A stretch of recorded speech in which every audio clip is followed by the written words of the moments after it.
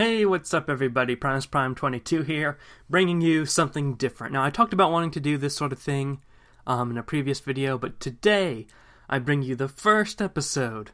Are they called episodes in a podcast? The first episode, whatever, of the Transformers Lore Podcast. Now, you might be asking, Primus, what is this podcast? What is this? Are you trying to cheap us out of a video? No, I'm not. Really, this is because the Transformers Lore Podcast exists because there are some material in the multiverse that really doesn't have any visual elements to it. They're books, they're prose stories, they're a collection of toy bios, and I just wanted to, have a way to talk about it on Transformers Lore, and, I can't make a video out of something that doesn't have any visual medium to it.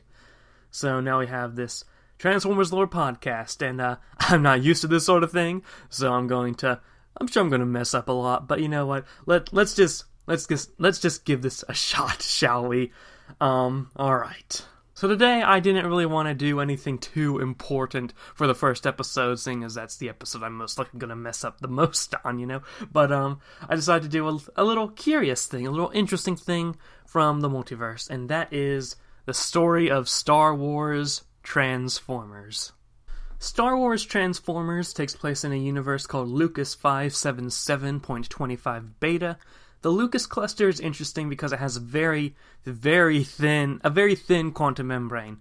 Now, like stuff like Malgus and really Uniend and Quadval have really strong quantum membranes, but Lucas is a little bit of a outlier here. It also has some overlapping boundaries with the Omniverse, and that's where we get more of the Star Wars influence.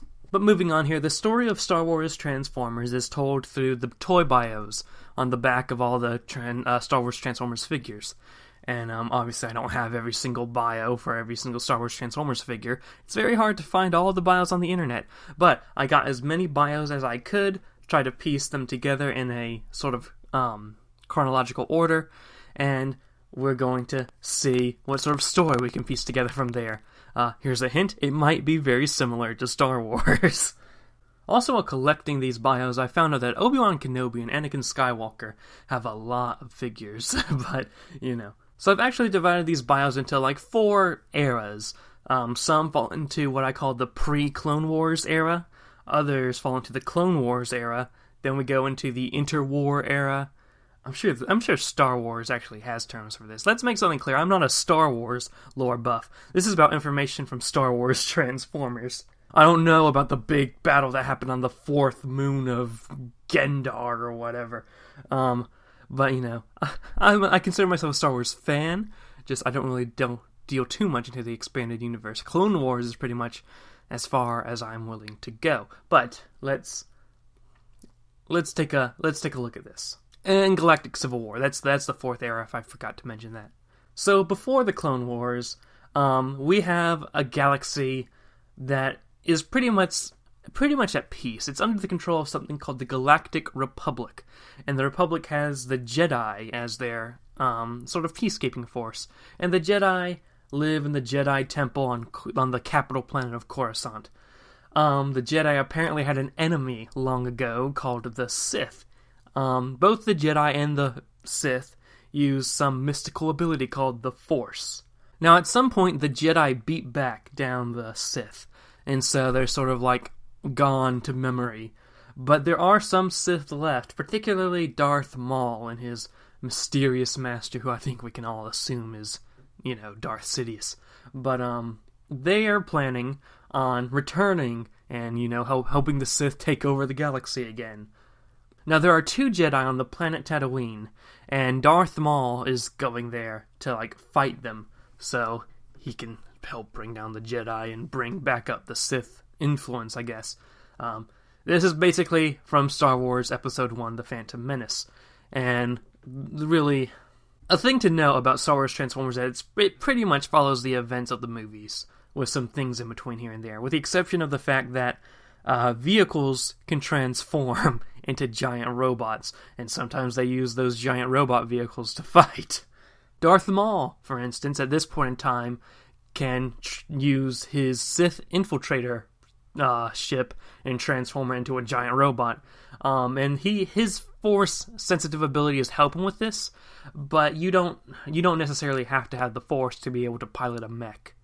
It's also, the bios are also very inconsistent as to how mechs, like when mechs were invented, because they're stated to be created during the Clone Wars, but here they are being used before the Clone Wars. And then, like, even into the Galactic Civil War era, they're saying, using this new mech technology created. So, we really don't know where mech technology came from. It seems to be in a constant state of being considered new, but whatever. But yeah, moving on, we have the story of Jango Fett, a bounty hunter, who has his mech that can, it's a ship called the Slave One, but can also transform into a giant robot, you know the deal. And he goes off for a secret meeting with a Lord Tyrannus on Kamino, and they create a deal to use his body as a template for a clone army. Now, Jango Fett has his body cloned, and they create a clone army based on him, and he also has one clone that's not, a clone that isn't really altered, to serve as his own son, who he raises as Boba Fett. And of course, those of you who have seen Star Wars Episode 2, Attack of the Clones, this is the part where the clone army gets made, yada yada yada. Now, we don't know what happens next, but the next bio suggests that a battle took place on Geonosis.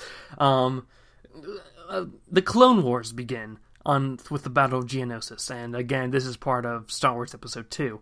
But Republic forces deploy the clone army for the first time on Geonosis and take on the Separatists, the Confederacy of Independent Systems. Now, we don't know much about the Separatist cause, but in the original Star Wars stuff, it's because, they don't like the Republic and stack that on top of Sith influence, what have you. And we can assume the same is to be said in Lucas 577.25 beta. During the Battle of Geonosis, that's when the clone army deploys its first mechs too, because gunships are also mechs. Also, some information from the bio, the Separatists use a droid army, and we'll get more into the droids later on. In fact, we'll get into them now, because they have armored assault tanks that are mechs for the droids. That seems to be the only droid mech they have at their disposal. But normal battle droids can control armored assault tanks, again, that are mechs, while battle droid commanders can also pilot them. So again, you really don't need the Force to pilot a mech. The Republic continues to use mech forces, with the ARC 170 being a newer mech model for clone pilots.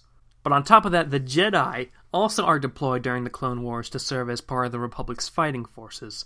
Among these Jedi are Obi-Wan Kenobi, Anakin Skywalker, Kit Fisto, Mace Windu, what have you. Anakin Skywalker in particular seems to be very gifted with technology, and he can just change normal ships into just straight up mechs. I don't know how he would go about doing that, changing a normal vehicle into a transforming vehicle, but Anakin Skywalker sure can do it. Also, more Sith and Dark Side Force users are in the supporting the Separatists as well. You have Asajj Ventress, you have Count Dooku, and you have General Grievous, who is trained by Count Dooku. "You fool! I have been trained in your Jedi arts by Count Dooku." I'm sorry, but he's trained, to fight Jedi. And really, Obi-Wan Kenobi and General Grievous develop even through the bios, we see they develop a rivalry throughout the Clone Wars. Anakin Skywalker continues to show skill in his piloting abilities. A lot of stuff you'd expect from, Star Wars. Anakin eventually gets an apprentice called Ahsoka Tano. She helps take down some droid factories, I guess. At some point, the Galactic Senate gets attacked by Cad Bane, the bounty hunter. And I think Anakin and Ahsoka stop him. Anakin in particular gets a lot of bodies, like a lot of piloted mechs, including Y-Wings, Jedi Starfighters of multiple different types, anything he can just build, really. Clone Commander Cody is gifted with the mech of a turbo tank that he uses in battle. I think eventually Obi-Wan Kenobi kills General Grievous, and at this point we're into Star Wars Episode 3, Revenge of the Sith, aka where it all goes downhill. Emperor Palpatine, or rather Chancellor Palpatine, leader of the Senate, is actually Darth Sidious, the ruler of the Sith the Dark Lord of the Sith at this time, and he manages to turn Anakin Skywalker to the dark side, and dubs him Darth Vader, and begins really a genocide of the Jedi. The Jedi Temple gets attacked, and it's interesting here. Mace Windu does not die trying to kill Palpatine. Mace Windu is actually fighting in the Clone Wars when he hears that the Jedi Temple is under attack, presumably under, Anakin's in the 501st attack on the Temple.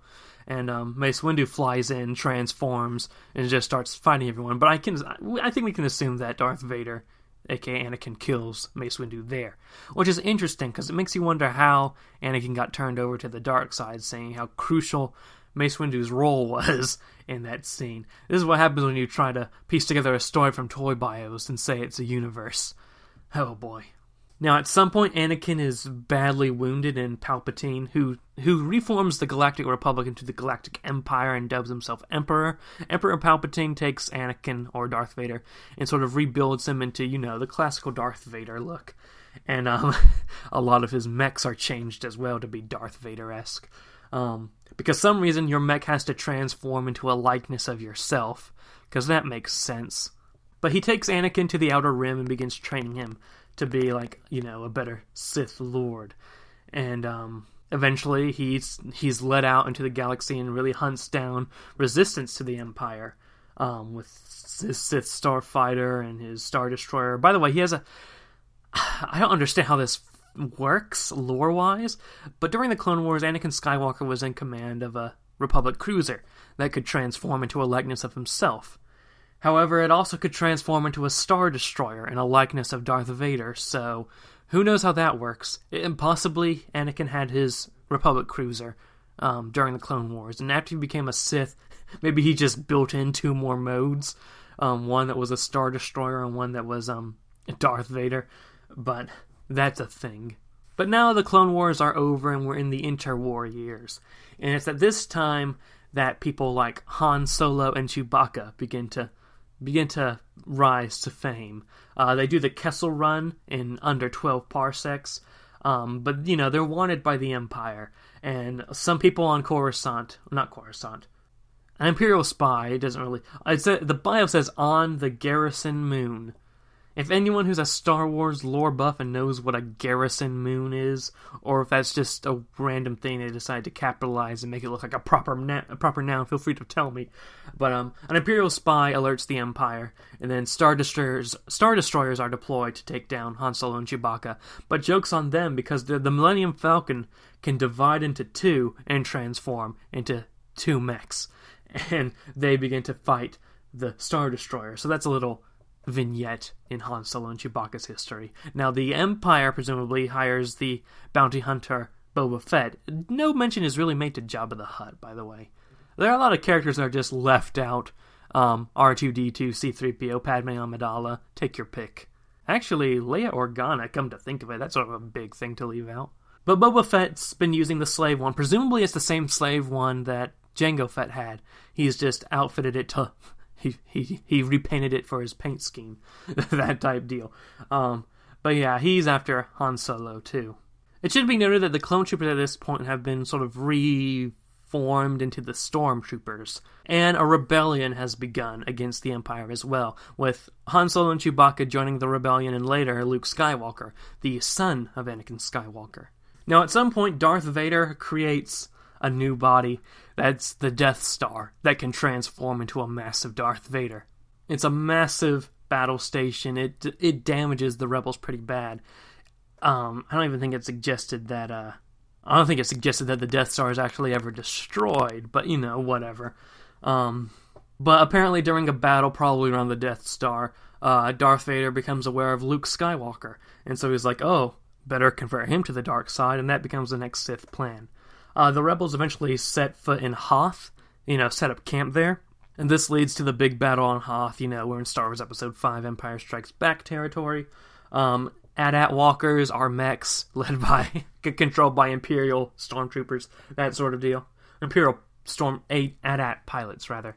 Luke Skywalker deploys. He had an X-Wing fighter. I assume during the Battle of Yavin, that's never actually referenced, that transformed, and during the Battle of Hoth, he's in a snowspeeder that transforms. And Darth Vader at this time is using a TIE Advanced Fighter to track down Luke Skywalker. And that's the thing, the bios end at Star Wars Episode 5, The Empire Strikes Back. There's no bios that take place during Episode 6, Return of the Jedi. So there's that. So it's that universe is still in this Imperial Civil War. Now there are some Star Wars Transformers universes. There are alternate universes. Let's look at some of these. Now there is a Lucas cluster where Emperor Palpatine managed to defeat the rebels and defeated them pretty early in the timeline. And after doing so, he pretty much began to assemble a lot of weapons and it became what would be described as a well-armed universe. However, that's when Heralds of Unicron came in, and they sort of wreaked havoc across the galaxy. And then, you know how they work, they're sort of like the vanguard for Unicron, because eventually Unicron shows up, and Unicron ate the Empire-controlled galaxy. So, and this is the multiversal singular Unicron we're talking about here. The Heralds of Unicron that were used was pretty much the same organization as the one you see in Worlds Collide, which is a story arc in the Dreamwave Armada comics. It includes like a Galvatron. Cyclonus had been dead by that point. They'd also had recruited a Dirge at that point and a Bludgeon. But yeah, it was those guys. Someone please write a fanfic about Unicron destroying the galaxy that's controlled by the Empire, but the Empire also has transforming mechs. That would be something interesting to read. So yeah, that's Star Wars Transformers. It's a pretty interesting universe, not necessarily well thought out, not necessarily well developed, but it's an interesting concept nonetheless. And I think we're going to end this podcast here. I don't intend the Transformers Lore podcast to be one of those really long podcasts. I want to get the topic covered and be done with it. So that's why, we're a bit shorter than most podcasts. But yeah. I intend to do Beast Wars Uprising at some point when I feel that I'm really up to doing it and doing it justice on this thing. But yeah, thank you guys so much for listening. Subscribe if you had not yet. Follow me on social media for updates, and have a good day, ladies and gentlemen.